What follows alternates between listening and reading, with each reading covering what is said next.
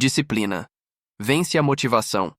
Como Carnegie viveu isso enquanto Hill ainda estava aprendendo. Todo mundo repete que disciplina vence motivação. Todo mundo cita isso.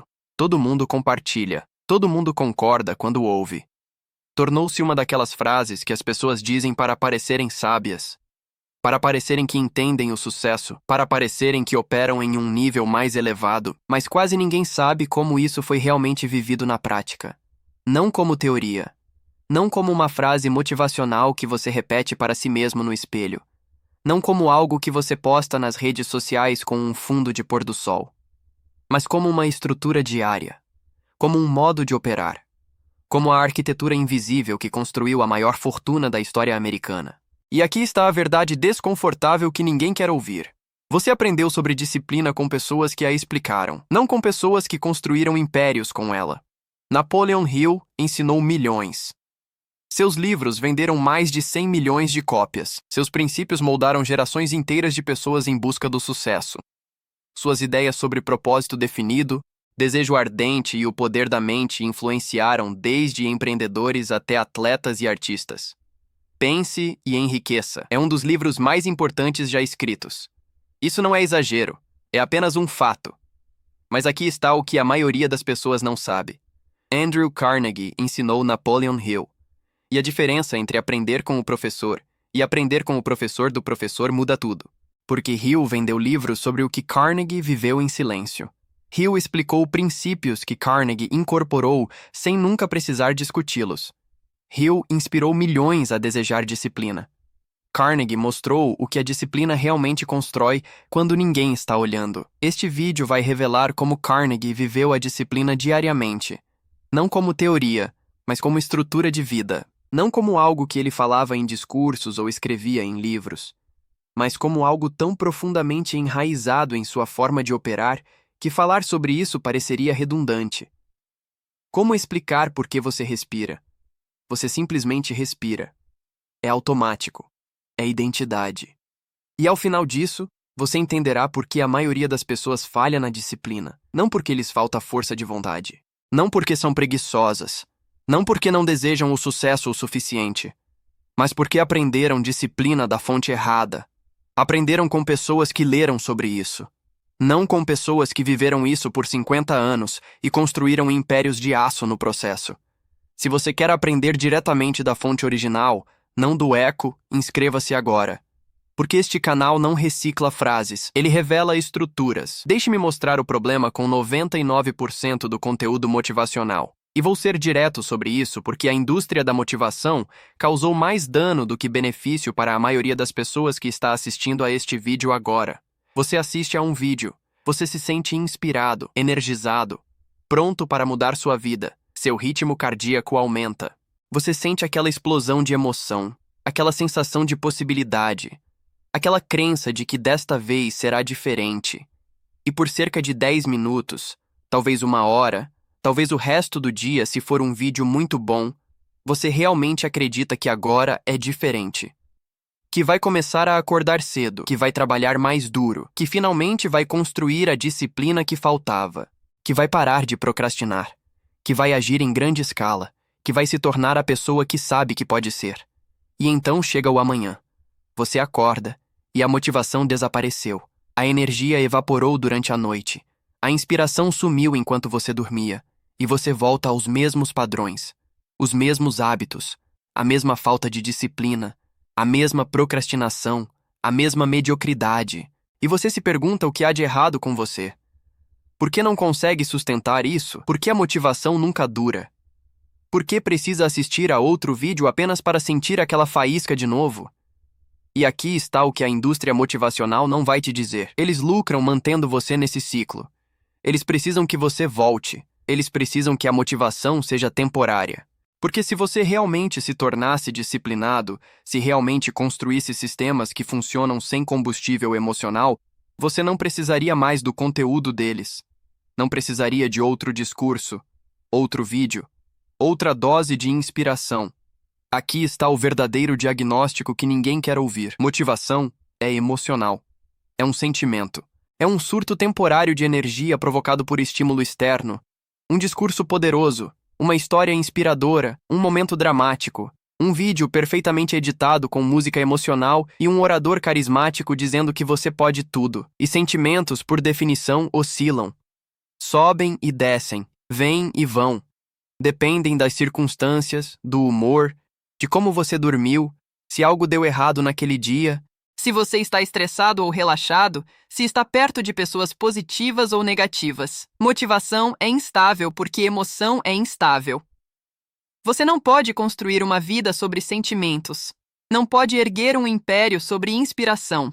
Não pode sustentar excelência apenas com motivação. E Carnegie não operava pela emoção. Ele operava por sistemas. Ele construiu estruturas que funcionavam independentemente de como ele se sentia. Ele não acordava todas as manhãs checando seu estado emocional para ver se tinha vontade de trabalhar. Não consultava seus níveis de motivação antes de tomar decisões. Não esperava se sentir inspirado para agir. Não precisava de discurso motivacional para começar. Não precisava de música. Não precisava de afirmações. Não precisava visualizar o sucesso para se convencer a fazer o que precisava ser feito. Ele tinha sistemas. E sistemas não se importam com sentimentos. Sistemas funcionam quando você está motivado e quando não está. Quando está inspirado e quando não está. Quando você quer e quando não quer. Aqui está a mudança que ninguém explica com clareza suficiente. Motivação. Pergunta. Como eu me sinto? Disciplina pergunta. O que precisa ser feito? Motivação. Espera o estado emocional certo. Disciplina executa independentemente do estado emocional. Motivação é querer fazer algo. Disciplina é fazer, querendo ou não. Motivação exige estímulo externo. Disciplina exige estrutura interna. Motivação é uma faísca que acende a ação temporariamente. Disciplina é um sistema que produz ação consistentemente. E toda a indústria motivacional, todo o mundo do autoaperfeiçoamento, todo o espaço online de conteúdo inspiracional, condicionou as pessoas a perseguirem sentimentos em vez de construírem estruturas, a buscarem inspiração em vez de criarem sistemas, a esperarem se sentir prontas em vez de agirem até ficarem prontas. E é por isso que as pessoas ficam presas. Estão esperando por um sentimento que não vem, e mesmo quando vem, não dura o suficiente para construir algo sólido. Elas se motivam no domingo à noite. Vão mudar tudo a partir de segunda-feira. E na terça à tarde, a motivação acabou e elas voltaram ao normal. E se culpam. Acham que há algo errado com elas. Pensam que não têm disciplina. Mas o problema não é falta de disciplina. O problema é tentar construir disciplina usando motivação como combustível. E isso não funciona. É como tentar construir uma casa usando fogos de artifício como fonte de energia. Fogos são explosivos, brilhantes, empolgantes, mas não duram, e você não constrói nada permanente com eles. Carnegie entendeu algo que a maioria das pessoas nunca aprende. Disciplina não é forçar-se a fazer coisas difíceis usando pura força de vontade. É construir uma vida em que as coisas difíceis são as únicas opções disponíveis. Em que você eliminou tantas escolhas que a disciplina se torna automática. Não porque você tenha força de vontade sobre-humana. Não porque seja mentalmente mais forte que os outros. Não porque nasceu diferente, mas porque estruturou seu ambiente, sua agenda, suas rotinas, sua identidade de modo que a indisciplina se torna impossível, onde o caminho de menor resistência é o caminho disciplinado. Onde fazer o certo é mais fácil do que fazer o errado, porque o errado foi removido como opção. E foi isso que Hill observou ao estudar Carnegie por 20 anos. Mas também foi isso que Hill não conseguiu traduzir completamente em seus livros, porque Hill ensinava as pessoas a pensar como pessoas bem-sucedidas. Carnegie mostrava como viver como pessoas bem-sucedidas. E há uma diferença enorme entre pensar e viver. Entre entender um princípio e incorporá-lo. Entre saber o que fazer e ter construído uma vida em que fazer isso é automático. Hill deu às pessoas a filosofia. Carnegie viveu o sistema. Hill explicou no que pessoas bem-sucedidas acreditam. Carnegie demonstrou o que pessoas bem-sucedidas fazem quando ninguém está olhando. E ambos importam. Mas um é fundamento e o outro é explicação. Se você está percebendo que isso é diferente de qualquer vídeo motivacional que já viu, inscreva-se agora. Porque aqui estudamos quem construiu, não quem apenas explicou. Deixe-me levar você a quem Carnegie realmente era quando ninguém estava olhando. Antes da fortuna. antes da fama, antes das bibliotecas, antes da filantropia, antes de qualquer pessoa conhecer seu nome, porque é aí que a disciplina é realmente testada. Não quando você é rico e todos estão observando, mas quando você é ninguém, e ninguém se importa com o que você faz e tudo o que você tem, é a estrutura que construiu para si mesmo. Andrew Carnegie nasceu na Escócia em 1835. Sua família era pobre, não classe média lutando. Pobre. Seu pai era um tecelão cuja fonte de renda foi destruída pela industrialização. As máquinas o substituíram, o trabalho desapareceu, a renda sumiu. E em 1848, quando Carnegie tinha 13 anos, sua família tomou uma decisão desesperada. Eles pegaram dinheiro emprestado que não tinham para emigrar para a América. Chegaram com quase nada, sem conexões, sem riqueza, sem vantagens. Apenas a esperança de que a América oferecesse oportunidades que a Escócia não podia oferecer. E Carnegie começou a trabalhar imediatamente. Não depois de terminar a escola. Ele não terminou a escola, não depois de ser treinado. Não havia treinamento. Ele começou a trabalhar aos 13 anos em uma fábrica de algodão em Pittsburgh. 12 horas por dia, 6 dias por semana, 72 horas por semana, aos 13 anos. Trabalho manual que quebraria a maioria dos adultos hoje, trocando carretéis de linha em teares mecânicos em um porão com quase nenhuma ventilação. Por $1,20 por semana. Isso era o valor do seu trabalho. Isso era o que seu tempo comprava. Essa era a realidade que ele vivia. Mas mesmo assim, mesmo como uma criança de 13 anos trabalhando horas brutais em uma fábrica por quase nada, Carnegie tinha uma estrutura. Ele tinha uma rotina rígida. Não porque alguém a impôs.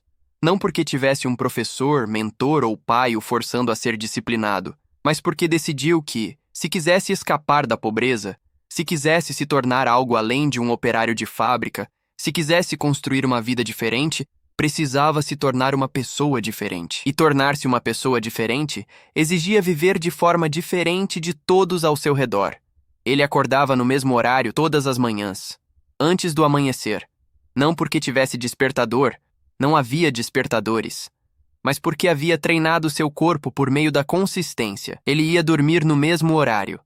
Acordava no mesmo horário. Seu ritmo circadiano se tornou seu relógio.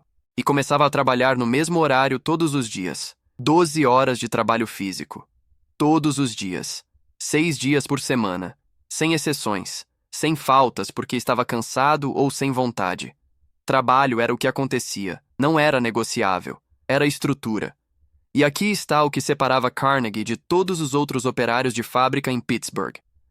Depois de 12 horas de trabalho físico exaustivo, quando todos os outros iam para casa desabar, beber ou fazer qualquer coisa para esquecer a miséria de sua situação, Carnegie ia para a escola noturna. Ele se ensinava. Ele lia. Ele estudava. Aprendia contabilidade. Aprendia como os negócios funcionavam. Aprendia tudo o que podia sobre as indústrias ao seu redor. Não porque estivesse motivado. Um garoto de 13 anos trabalhando 72 horas por semana não está motivado a estudar à noite. Ele está exausto, drenado, quer descansar. Mas Carnegie não consultava seus sentimentos. Ele havia decidido que educação era inegociável, que aprender fazia parte da estrutura, que se tornar valioso exigia saber coisas que outras pessoas não sabiam. E ele lia todas as noites, não quando tinha vontade, todas as noites, mesmo horário, depois do trabalho, antes de dormir, por pelo menos 1 hora, às vezes 2, livros emprestados, livros comprados com dinheiro que ele não podia se dar ao luxo de gastar em livros. Livros sobre história, ciência, negócios, filosofia. Ele tinha 13, 14, 15 anos, trabalhando 12 horas por dia em uma fábrica e lendo material de nível universitário à noite, porque havia decidido que isso era o que faria. E uma vez que Carnegie decidia algo, ele não renegociava consigo mesmo todos os dias. Ele não acordava todas as manhãs perguntando: devo ler hoje à noite? Ele já havia decidido. A decisão foi tomada uma vez, e depois disso era apenas execução. E aqui está o princípio que a maioria das pessoas ignora completamente. Carnegie não era sobre-humano, não nasceu com mais disciplina do que os outros. Não era geneticamente diferente. Era um garoto de 13 anos trabalhando em uma fábrica como centenas de outros garotos de 13 anos.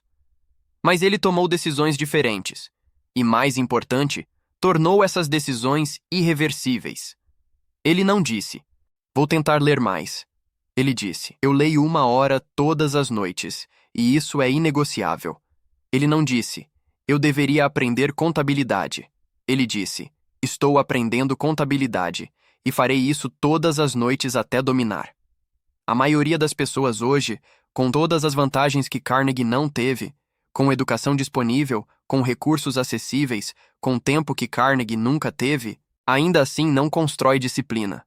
Não por falta de oportunidade, mas porque nunca toma decisões irreversíveis.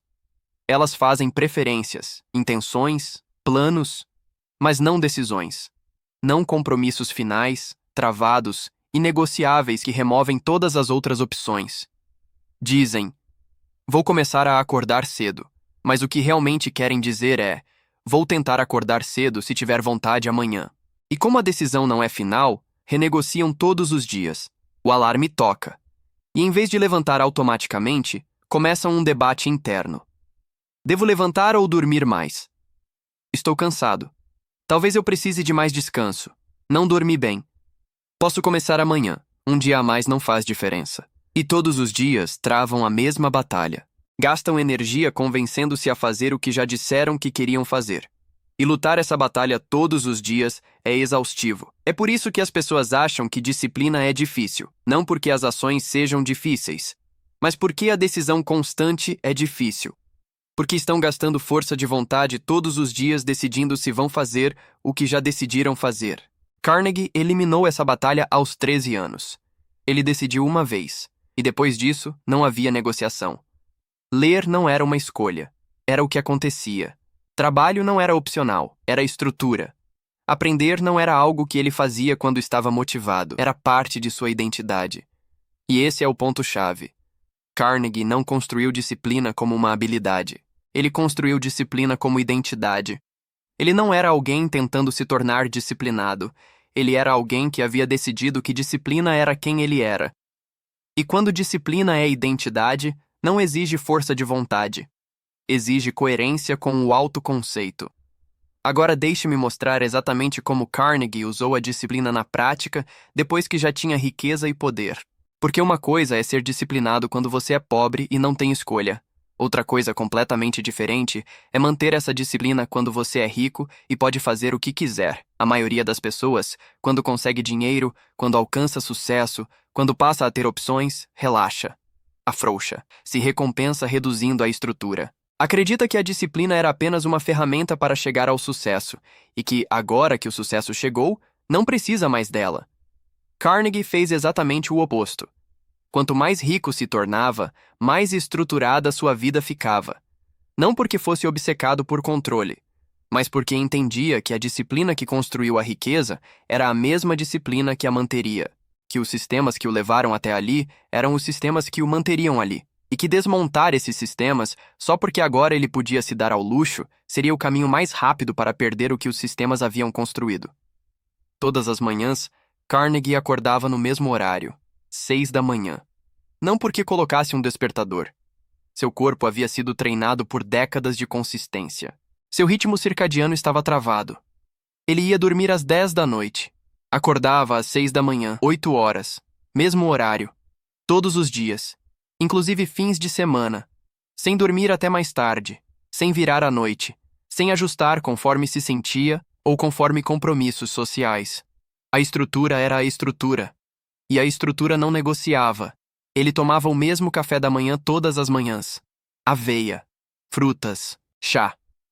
A mesma refeição, no mesmo horário, no mesmo local. Em sua sala de jantar, sozinho, em silêncio. Não porque faltasse criatividade ou dinheiro para a variedade, mas porque entendia algo que a maioria das pessoas nunca aprende. Cada decisão que você toma consome uma pequena quantidade de energia mental. Cada escolha, por mais trivial que pareça, exige recursos cognitivos. E se você gasta a manhã decidindo o que comer, o que vestir, quando começar a trabalhar, se vai se exercitar, se vai checar e-mails, você já esgotou energia que poderia ser usada para decisões realmente importantes mais tarde no dia. Então Carnegie eliminou decisões triviais. Ele as automatizou. Tomou essas decisões uma vez e nunca mais as revisitou. O café da manhã estava decidido. A rotina da manhã estava decidida. A roupa estava decidida. Ele tinha várias versões do mesmo traje, mesmo estilo, mesmas cores. Não desperdiçava energia mental escolhendo o que vestir. Ele simplesmente se vestia. A roupa já estava determinada. E essa pequena eliminação de escolhas preservava a energia para decisões que realmente importavam. Estratégia de negócios, negociações, investimentos. Problemas que exigiam verdadeiro poder cognitivo. Depois do café da manhã, às 6:30 da manhã, Carnegie ia para seu escritório. A mesma sala, a mesma mesa, a mesma cadeira. E trabalhava em sua tarefa de maior prioridade por 2 horas ininterruptas. Não reuniões, não correspondências, não tarefas administrativas.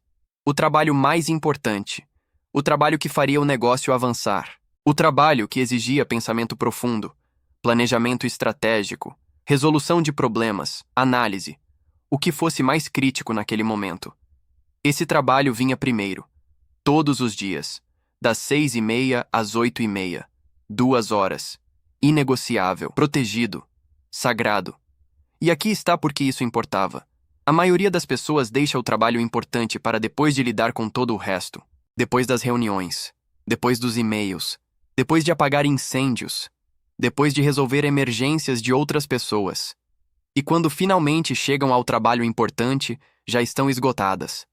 A energia mental acabou, o foco está fragmentado, a força de vontade está drenada. Então o trabalho mais importante recebe a pior versão delas. Recebe as sobras. Recebe o pouco de energia que restou depois que tudo o mais já consumiu sua parte. Carnegie inverteu isso completamente. O trabalho mais importante recebia a melhor versão dele. Recebia sua energia máxima, seu foco mais afiado, sua plena capacidade cognitiva. Ele trabalhava no que mais importava quando estava no seu melhor. E porque isso vinha primeiro, acontecia de forma consistente. Não era adiado. Não era interrompido. Não era sacrificado por coisas urgentes, porém irrelevantes. Era protegido pela estrutura, e porque a estrutura era inegociável, o trabalho importante também era inegociável. Às 8:30, ele fazia uma segunda refeição leve, rápida, apenas combustível, não um evento social, não uma pausa longa, apenas comida. E então, das 9 da manhã ao meio-dia, ele participava de reuniões. 3 horas de reuniões, agendadas, estruturadas. Cada reunião tinha duração pré-definida. Cada reunião tinha uma pauta clara. Cada reunião exigia um resultado específico.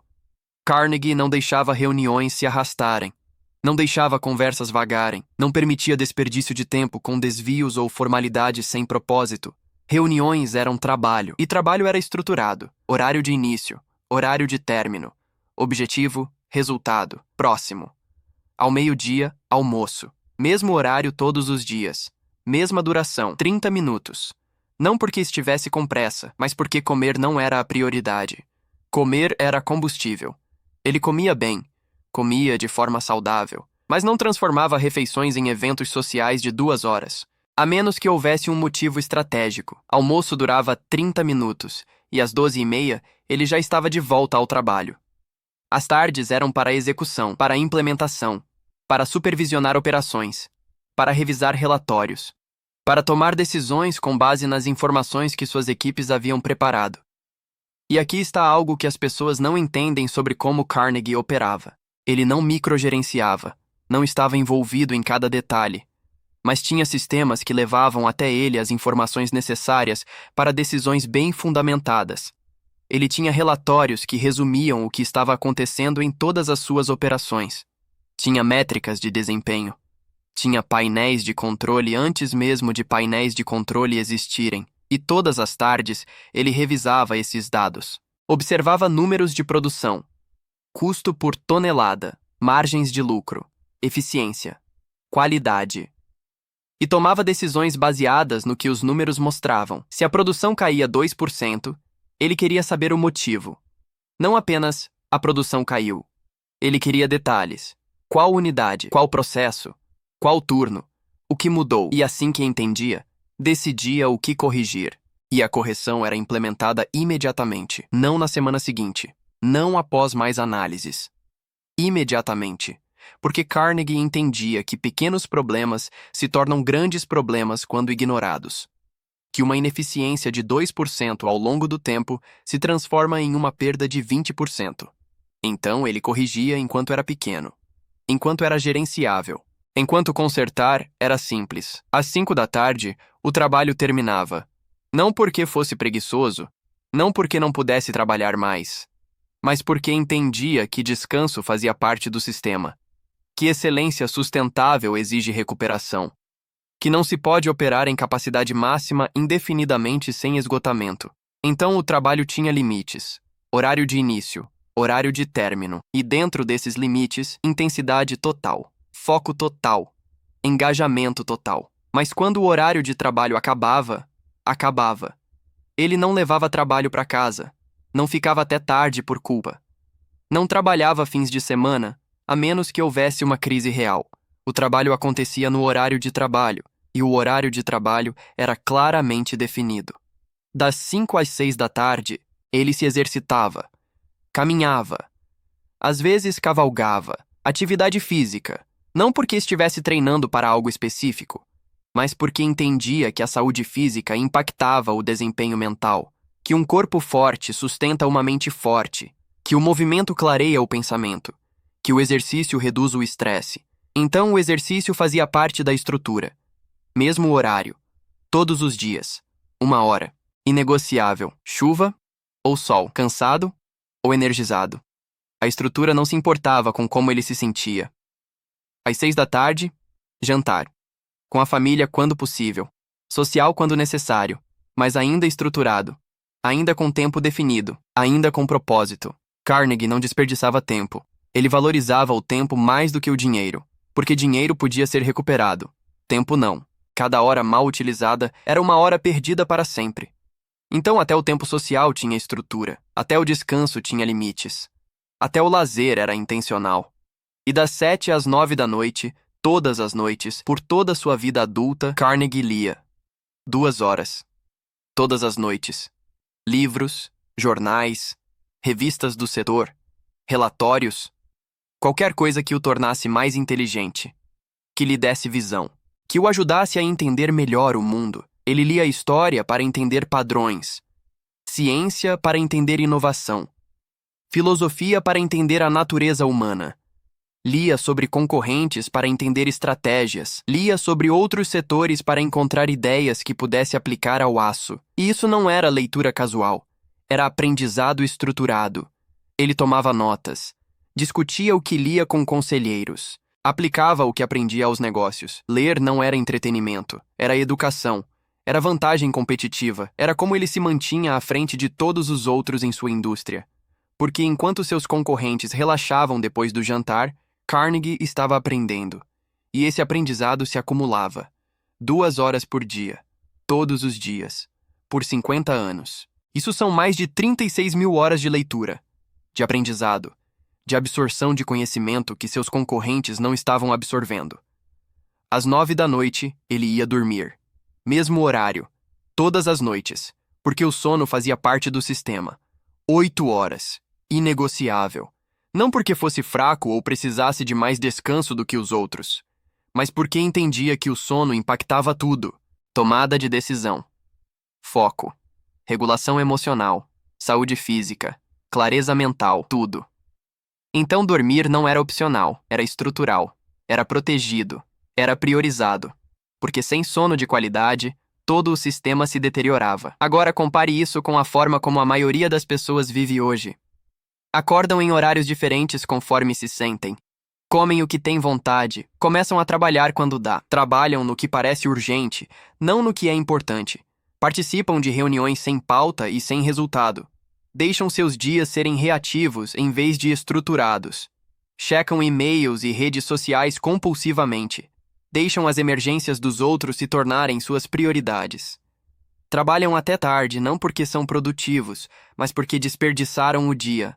Dormem em horários aleatórios.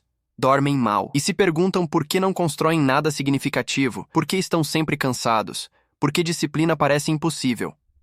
A resposta é simples. Eles não têm estrutura, têm preferências, intenções, objetivos, mas não sistemas, não decisões irreversíveis, não rotinas automáticas que funcionam independentemente da motivação.